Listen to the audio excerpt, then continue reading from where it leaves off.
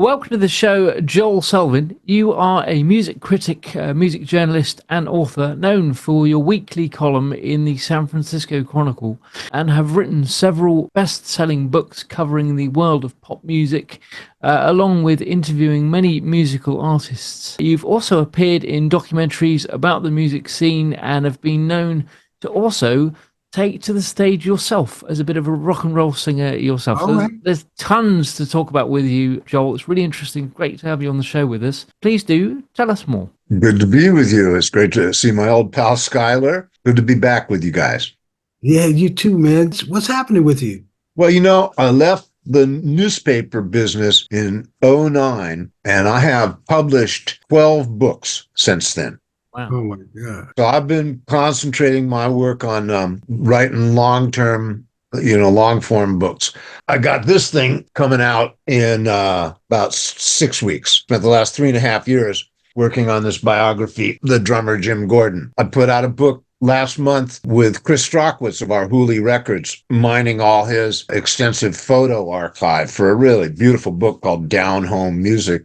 And I'm about to start work with a songwriter named Barry Mann on his life story. So, scribble. Busy. Wow. That's thriving right now, right? Absolutely. Tell me about some of the artists that were social conscious music writers, like heroes of yours back then. Well, Scott, I come from Berkeley, California, and dropped out of high school in the summer of love. So that's right. My cultural background goes back to student protests and the civil rights movement and civil disobedience and all that. So to me, those movements were always embedded in each other. The music carried the message for social change, and social change impacted the music. I never really was able to parse them.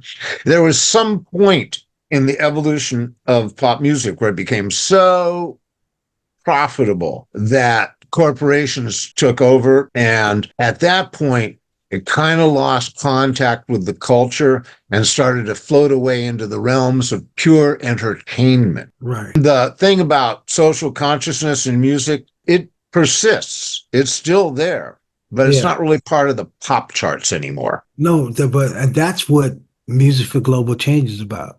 So I'm trying to bring that back. It was music that stopped the Vietnam War. It was young people that stopped the Vietnam War.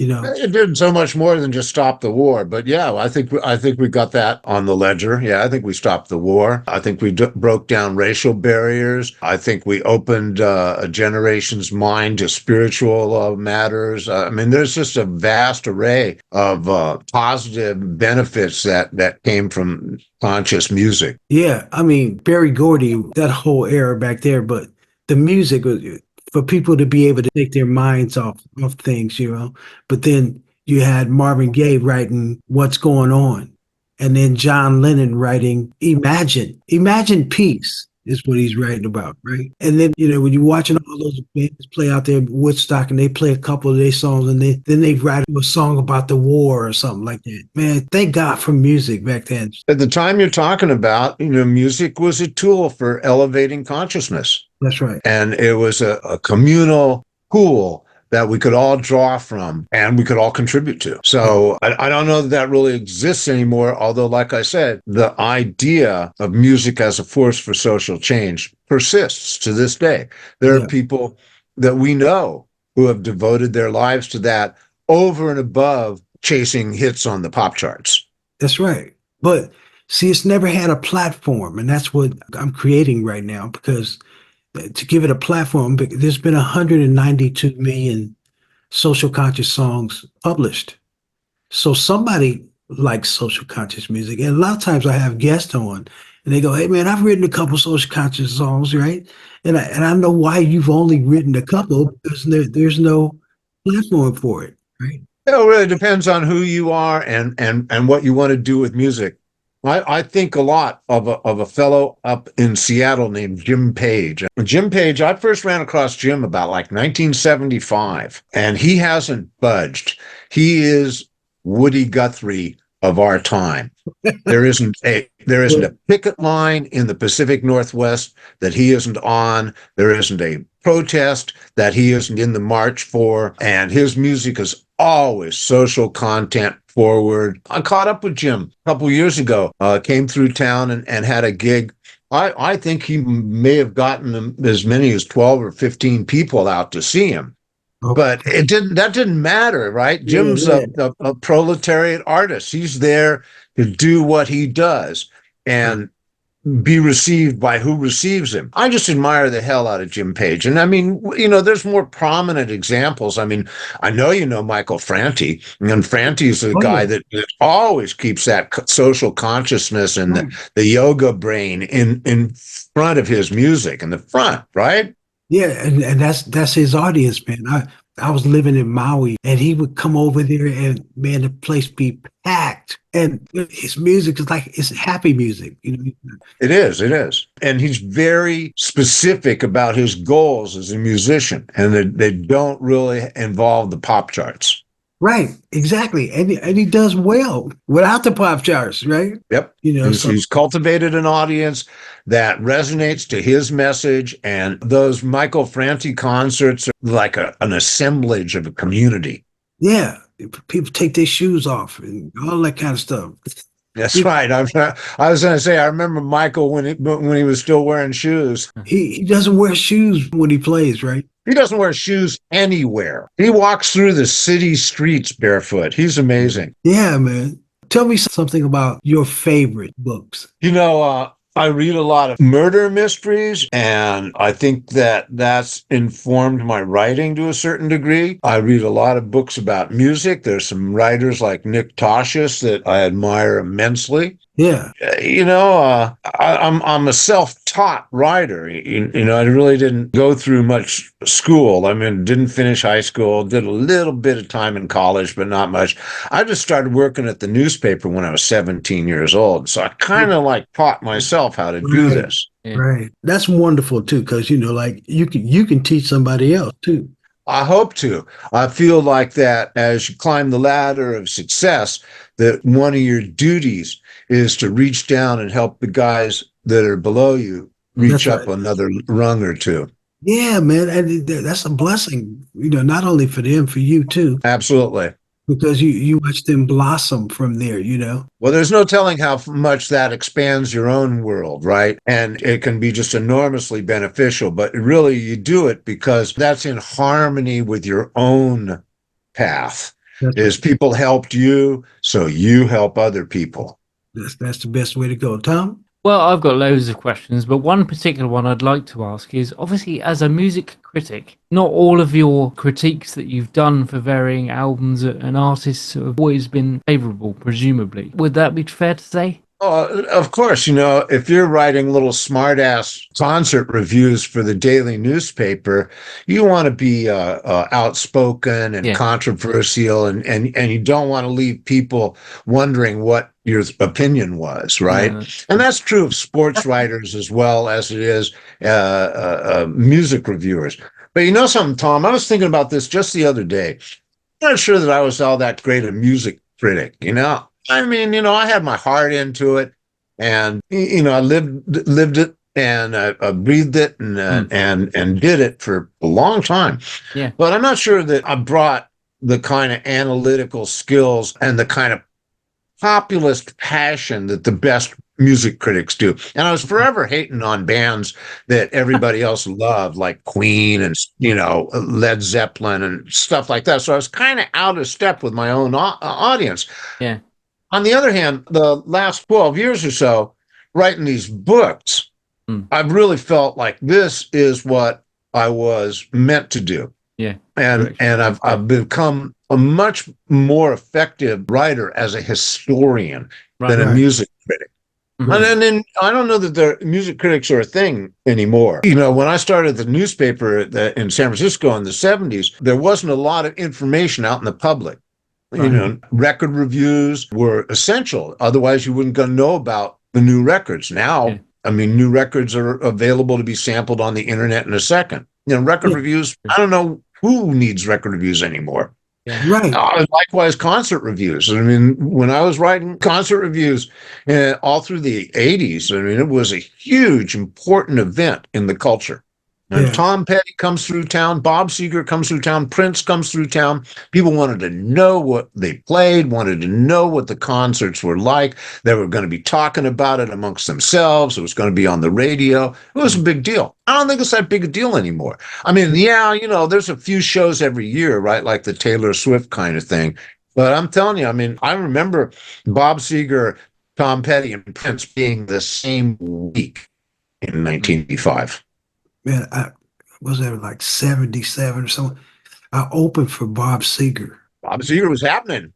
in Ashland, Oregon. And I opened for him, man. That dude, man, we partied all night long. Wow. Skyler, do you remember a club over in North Beach called the Orphanage? Wait, don't even start. Don't go there, man. I love that car. I love that. There was a band called Kraken that played there. Kraken, oh yeah, Leslie Smith, man, that guy could sing. Yeah, oh man, all of them. Arnold. I remember Kraken. Graham Central Station ruled there. See, that's what I'm saying. People used to go out and you could be in a room with just some phenomenal. Imagine seeing Bob Seger at the Orphanage. Oh wow! Because I did. Yeah. Wow. Oh, wow. That was his first gig in San Francisco, and I was there with at least 50 other people. Right. Yeah. Yeah, that's what I'm saying. All those clubs we had back then too. Well, there were people going out to it. It was part of the culture. I mean, you didn't have to have a record on the radio to bring a bunch of people into a nightclub, and you could actually make a living playing those clubs, right? You could pick up $1,500 over a weekend and split it up amongst the guys in the band, and Right. yeah, you were okay. Well, see that I love to bring that back with music from Global Change. Only the lyrical content is going to be lyrics that heal, educate, and solve problems, right? Because I've been traveling a lot, and there's just so much talent, man. It's never been heard in the States. And I remember this one lady. She goes, "Skyler, you about to be famous, man, because people here they just want to be heard by Americans, man." And it always so, yeah. Well, as it is, of course, this is a huge monoculture in its own way, its own strange polyglot way, and it's not open to foreign influences much at all. Well, but we don't care because we got the internet, right? I hear that. Yep, Enough. sure. That is very true. With the internet, you can't stop nobody now. I mean, I've written 30 songs for people on the internet, right? So, Well, we've all been waiting for the results of the democratization of the creative process. I know the guys that invented Pro Tools and really in digital recording. Evan wrote the program that created the visual look of wave files. I mean, just right at the very beginning of digital recording. And their feeling was that they were going to democratize, that was their word, the tools of recording. And they were going to make it available to millions of people. And indeed, you have on your laptop the kind of ability that would have cost $250,000 right. to get in a recording studio going in the 90s, right? That's right. But, so we're waiting for the product of that democratization. So far, the internet hasn't really gifted us much in the way of major musical movements, unless you count Justin Bieber. 8 billion people on the planet. It's all about finding your audience, man. That's it. I hear you. Find your own audience and you can make a living at it, right? Well, of course, that's what the lesson of the Grateful Dead was. Yeah. Very early on, they determined they did not want to partake in the conventional record industry approach to things. They wanted to address their audience and just not worry about expanding their audience. It did expand right under their feet without them even trying. That's right. But the whole approach was, we don't want to play that game. We just want to do what we do for the people that appreciate what we do. Yeah. And it was a lot of people. That was a lot of It people. ended up that way, but there was some very lean times in the Grateful Dead's history. I remember in 1975 they'd been on the road for 10 years as a band, and they took a hiatus, and they all sort of split up and did solo acts. And the drummer Bill Kreutzmann needed $5,000 as a down payment for a condo. Wow. Couldn't come up with it. That's after 10 years of being on the road and making records and being the Grateful Dead. Didn't have the proverbial pot to urinate in. Damn. Well, what's next for you, man? What's happening? I got books to write and stuff to do. It's exciting. Rob Reiner has written a script based on my biography of songwriter Burt Burns. Burt Burns, he wrote Twist and Shout, Here Comes the Night, My Girl Sloopy. He was active in rhythm and blues circles in New York in like 1960 to 66, 67. He has a very dramatic life story. And Rob has written a script. He's doing the new Spinal Tap movie right now, but he plans to shoot the Burt Burns movie right after that. And then I have my Altamont book, which came out in 2016. And that's got some people that think they're going to make a streaming series out of the Altamont book. Chris Columbus from the Harry Potter movies is involved. So I don't know. Maybe they got it going on. Yeah. And then this came out a couple years ago. This is my story of the origins of West Coast pop out of the University High School class of 1958 in Santa Monica, where Jan and Dean went to high school with Gidget. Oh my God. So there's a lot of stuff going on. I'm having a ball. This is the most fun I've had, and I've had lots of fun all along. I'm sure. No, I know, man. What was the band? The horn band. Oh, you mean Big Bang Beat? Big Bang Beat. Oh, yeah. Tom, you should have seen this, man. I believe there is a version of Big Bang Beat to this day. Wow. No, that they set it up for the corporate thing. Yeah, they were the party band. Yeah. No, it was a lot of fun. And some of those musicians were so good. It's just amazing to. But did you ever know Glenn Walters from the Hoodoo Rhythm Devils? Absolutely. So Glenn's like this work-a-day musician, right? I mean, there is no job he hasn't done. This wedding, this grocery store opening. I asked him once, how can you take all these shitty gigs, And he said, I see it like being a doctor in the ghetto. I take music to people who need it the most. How about that? Damn. And he got this amazing voice, Tom. Doesn't he? Oh, yes. He's like the White Otis Redding. Yeah, man. Wow. I love it. Listen, brother, thank you for coming on the show, man. Yeah, thanks for joining Skyler, it's great to see you again. You look fabulous. It's nice to meet Tom, and great to talk with you. Yeah, man, we're gonna spread the love, spread the word, and thanks for showing all your books, because that's perfect. Just want to add on that, Joel. Are your books available in any particular central place, or have you got a website where people can go and get them, or how do people get Well, needless to say, there is a joelselvin.com that can, fill you in on all my activities, a lot of podcasts and stuff like that. Go check out my interview with Tom Waits. It'll crack you up. The books are widely available through, all the appropriate places, independent bookstores and online book retailers, Barnes & Nobles, Amazon, all those guys. So wow. if you want to look into the Burt Burns biography, Here Comes the Night, not hard to find. Right on, brother. Thanks for stopping. Thanks for having me. Music can save the world. Music can save the world. If we all get together, music can save the world. Yeah. Music can save the world. Music can save the world. If we all come together, music can save the world. There's an urgency facing our humanity. Thank you so much for watching. To stay up to date, please click subscribe and hit the bell. You can also join our group on Facebook and find us on LinkedIn and Instagram.